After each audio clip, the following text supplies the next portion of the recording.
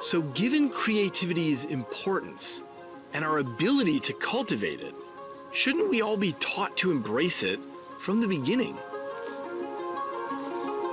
Well, that's what they're doing here at this school in Vermont. 10 years ago, H.O. Wheeler was on the verge of being shut down. A school on the poor side of the tracks, it was failing. We had the lowest test scores, some of the lowest test scores in the state. They were talking about closing our school.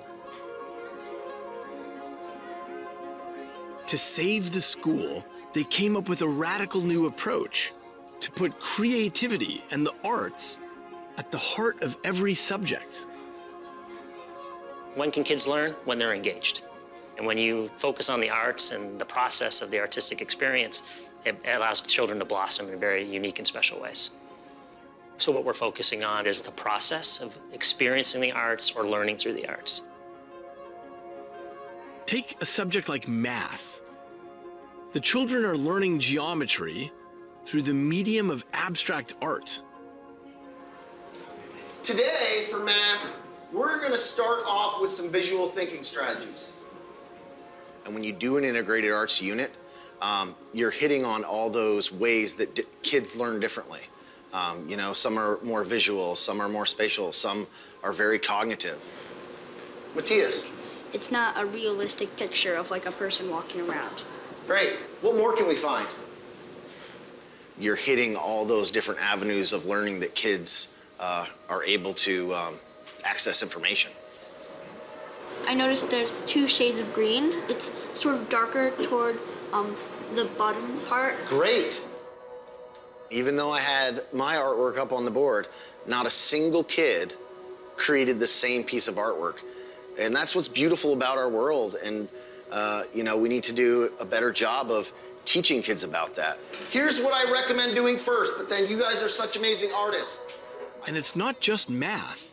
With creativity at the heart of every subject, the children are learning a creative mindset. Yeah, you're doing such a good job, buddy. When you're teaching through the arts and the kids are really expanding their mind and really critically thinking about things, you're really pushing them. Let's do a quick minute. You can walk around and see where people are at. Maybe you get an idea. Maybe you see something you like. Go ahead, before we keep going on this. They're being taught to get off the path of least resistance, to push boundaries, and that it's okay if they fail. Remember, we're all taking risks. We're all just trying. We all make mistakes, but that's how we learn.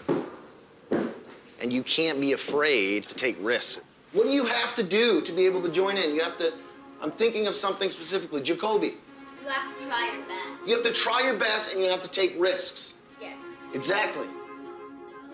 These 4th graders, are they going to remember what their test scores were when they were 4th graders? When they're adults, when they're our age? No.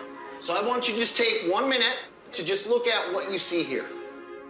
Are they going to remember the process that to help them develop their understanding of the world around them? Absolutely.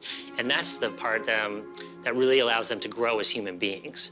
The skills that are embedded in the artistic experiences are making them better people, more so than a standardized test or some sort of assessment in math and literacy will ever do. So there's one, and I'm going to put this one over here for now.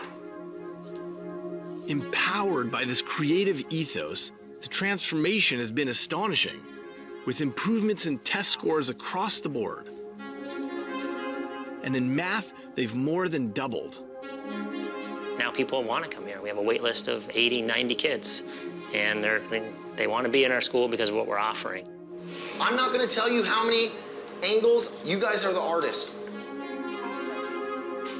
The arts is empowering all of them. It engaged staff in a different way and engaged students in a different way. And it really changed our community in many positive ways. Awesome job.